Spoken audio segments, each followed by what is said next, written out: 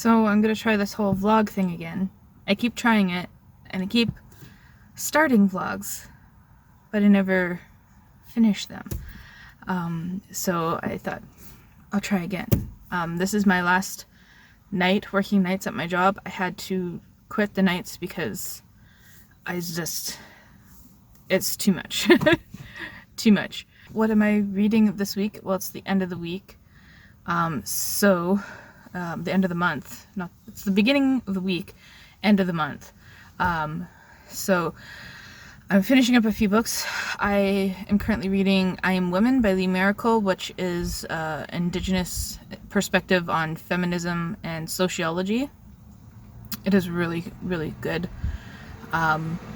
There's a few things that are a bit outdated because it is from the 80s, but yeah, it's pretty cool. And I'm reading The Awakening by Chopin, which is an American modern classic, about a woman who has an affair in New Orleans in the 1890s, I think. That's where we are right now anyways. And I'm listening to Blood of Elves by The Witcher. I have just under 2 hours left in that. I think I have actually about 80 minutes left. I haven't been listening to it a lot because it's not as good as all the short stories, to be honest. I prefer the short stories. I think I might stop with The Witcher after this. This Blood of Elves is mostly about Ciri, which is The Witcher's adopted child, almost, I guess. Yeah. And oh, I'm also reading The Testament of Mary, but I don't know if I'm going to continue with that because I keep forgetting about it, to be honest. Yeah, so that's where I am this week. I'm expecting a package after the 30th. I actually, for the first time, accepted a request for people to send me books. And it's from the Hilary Weston Prize, which is a nonfiction prize and the Writers' Trust thing of Canada. So they're going to send me the shortlist. And I emailed them, I said, when do you want the reviews and everything updated? Because I was totally willing to do this.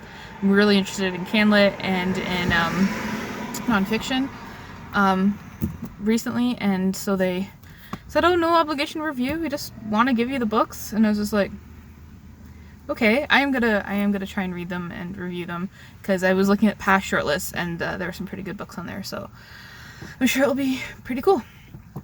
So that's it for the beginning of this vlog. Hopefully I will remember to continue it. You'll find out if you see this. And I shall repay the debt in my songs. I shall explode the myth which claims wizards are insensitive to the pain of others, that they are rarely eager to help poor, unfortunate, unfamiliar mortals. What to do? She smiled, half shutting her beautiful violet eyes. The myth has some justification. It did not spring from nowhere. But you're not a stranger, Dandelion. I know. So I'm sitting here reading the last 20 pages of I Am Women by Lee Miracle, which is a native perspective on sociology and feminism. And I wanted to read this passage to you. There's tons in here that I want to talk about because there's lots of tabs. But I just came across this, and so I thought I'd just talk about it. Mind you, this was written 1982, so 38 years ago. Yeah. Some of us honestly believe that since Can America is rich, it is the center of the universe. It produces great wealth. It is sad, but the truth is that Can America is a consumer, not a producer of wealth. It produces extremely little compared to what it consumes. Stop the flow of diamonds, gold, silver, foods, electronic gizmos, even cars from other lands to the ports of our shores, and you'll see how rich this continent is, friends. Businessmen run this continent. Quite literally now. They also own it. A smart businessman is one who can build his factory in South Africa, take advantage of the Jim Crow apartheid laws, extract the raw material from our home and native lands tax-free, and spend his money in New York, Toronto, Vancouver, and Montreal. He is brilliant if he spends his money on the stock exchange, making more money. We see all this, and from a distance it does look awesome, totally. Can Americans are the most fed, the biggest, the most affluent, and the fattest people in the world. Their language reflects their opulence. General Motors leads the world. Something else is the first product and the finest product in the world. We listen to the ads on television and radio, and we read the ads in magazines, on billboards, and in newspapers, and we buy them. At least some of us do. These businessmen are the parasites that our native leadership now worship and wish to engage in joint corporate ventures with. In the end, it is business itself that will benefit from the tax breaks, and as poor urban Canadians, the majority of us will suffer for another 100 years. Our history will be reduced to one of ritual song and dance, and our struggle turned into a puling cry for help. Could it... yeah. I'm just gonna stop there. So, like, almost 40 years ago, and we're still dealing with the same problems, except probably, worse, because of Trump being in power right now as a literal businessman in power. I hesitate to call him businessman, but you know what I mean. So I highly suggest you pick up I Am Woman. It's a little dated with references to apartheid in South Africa, even though I'm sure, I know they still have racism and issues going on there, but it's still very relevant. So yeah, that's my update for Monday from my new library. It's still a bit of a mess, so I won't exactly give you a tour right now. I've been really busy with work. I saw some books that I need to find places for. Oh, not as much as I thought, just a bag over there. And there's stuff all over the floor still that I have to clean up, but I will eventually share my new reading space.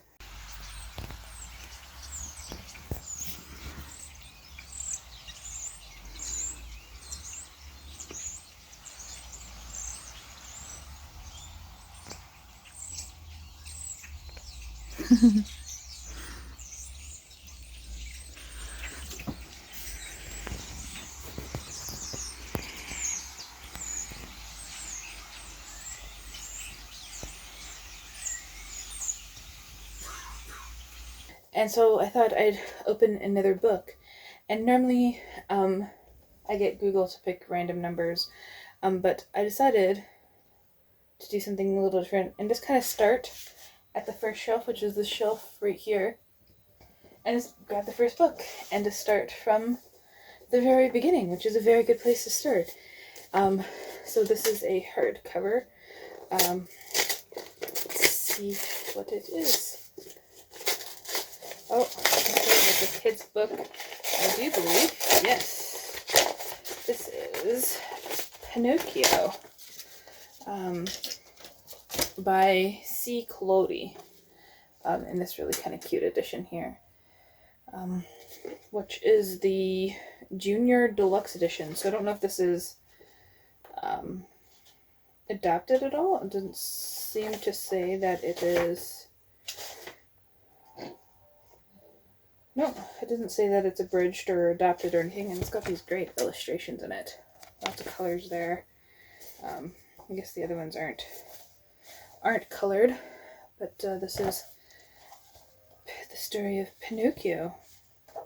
I look forward to reading that.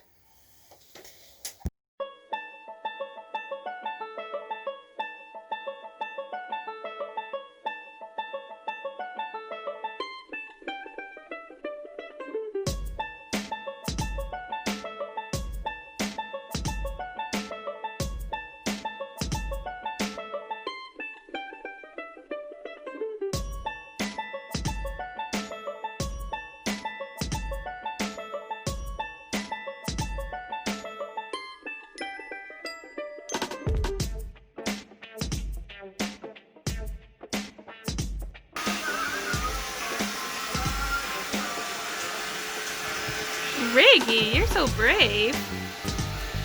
And he was unbothered. Gonna come get you. I keep missing those two dust bunnies. Oh well, I'll get them eventually.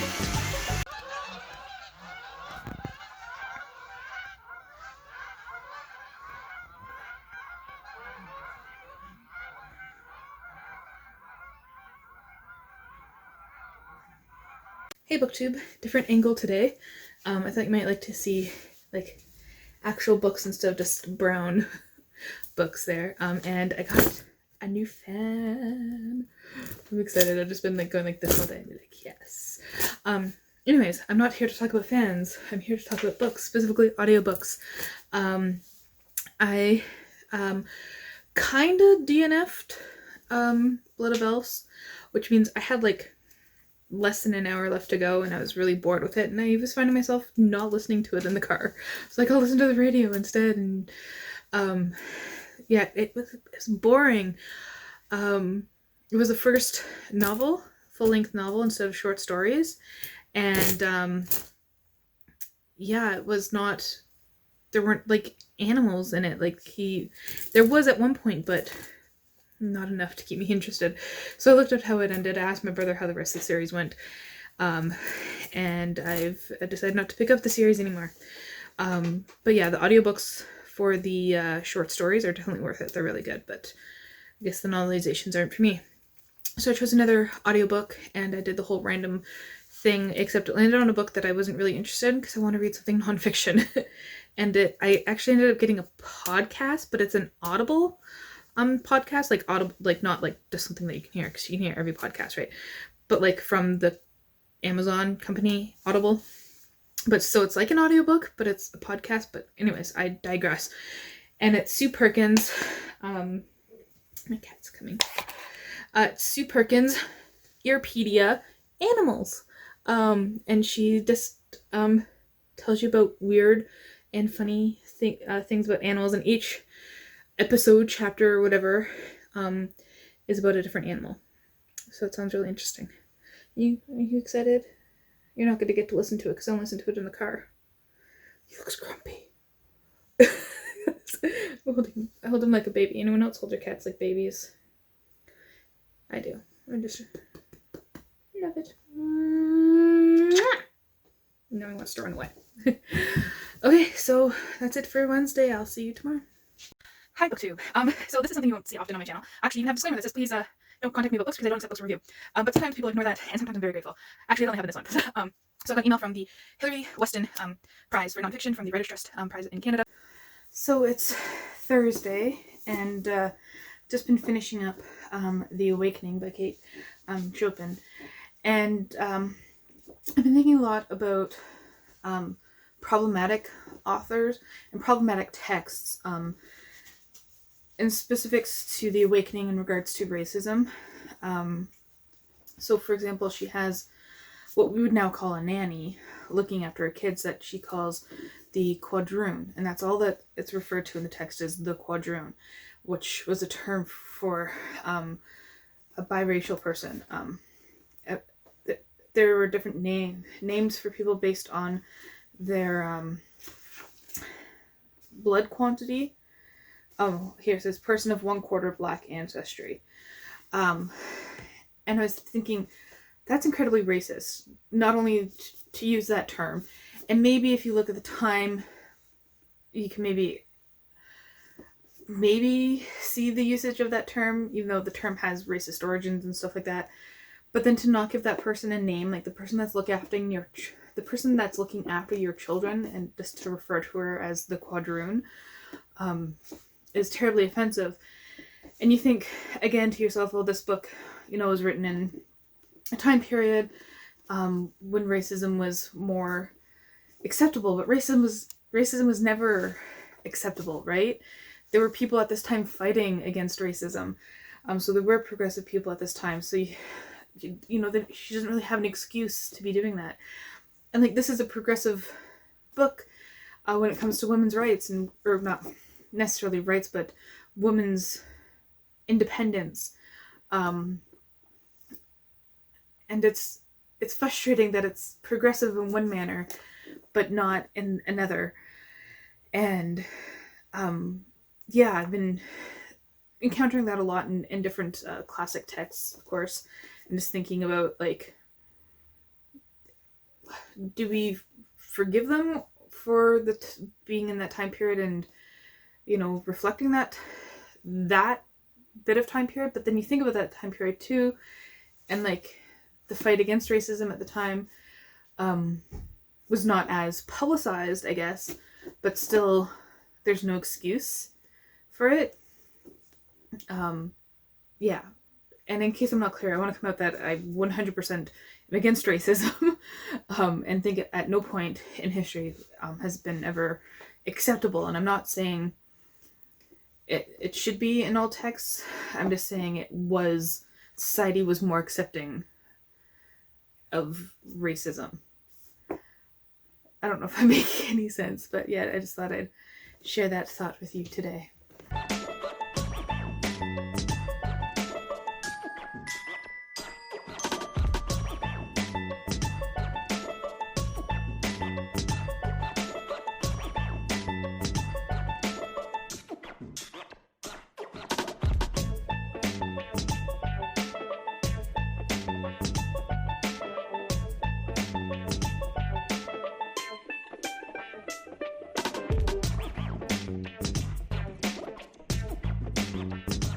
Hi BookTube. So I am updating you on what I read this week for the end of my vlog, because I actually finished it. It's a miracle. I've started so many and haven't finished them.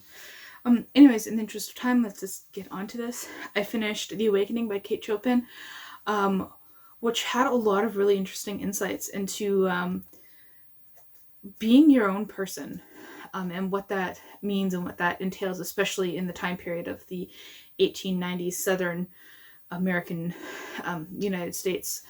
Then I finished I Am Woman by Lee Maracle, which is a Native woman's perspective on feminism and sociology from the 1980s. And there was a lot of really good stuff in there, a lot of hard-hitting stuff. But one thing I did have an issue with is generalizing men too much. But I mean, that was the 1980s, and feminism has changed since then. I finished Blood of Elves, and I decided I'm not going to continue on with the Witcher novels because it was quite boring. There was only like one monster scene, and it wasn't really as exciting as the short stories were. I listened to Sue Perkins' Earpedia. Animals was the topic, and I think I finished it in like 2 days. Each section was only about like 10 to 15 minutes long. And then I finished Pinocchio, which, interestingly enough, is the second most translated piece of literature after the Bible, which I thought was really interesting. And it was, it's an old-fashioned children's story. I mean, what more can I really say about it at that point? It's really different from the movie, though.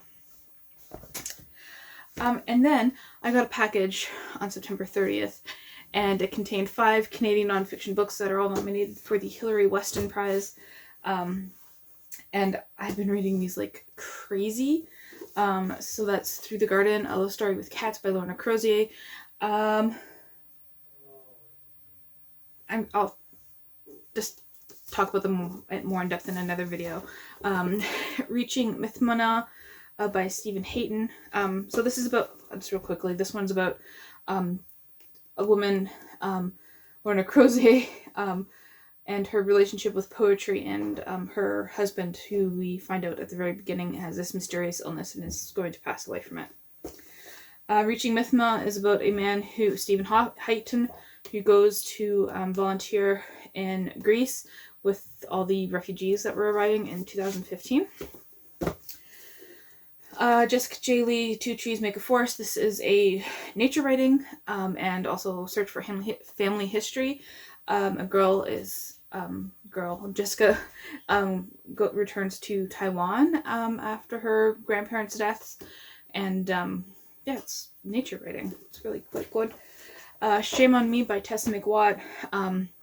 She's Guyanese, and with that comes being multiracial and like lots of different races.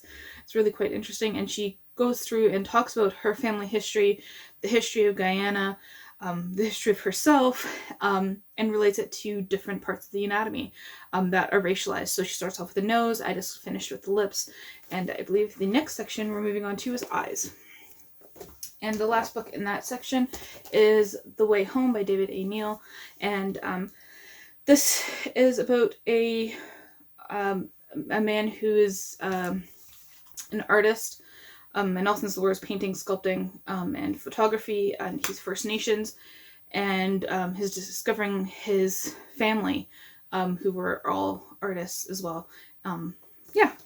And I'm also reading, I got a lot of books on the go, a book called Transforming by Austin something. I'm sorry, I can't remember his name. It's on my ebook reader. And it's about trans people in relation to Christianity, and it, like, affirming in a positive way. Yeah. And that's it, I believe, for this week. I gotta start a few new books next week too. Just because, you know, I've been in a real reading mood lately. So that's it. Thank you for watching, and hopefully I'll see you with another vlog next week.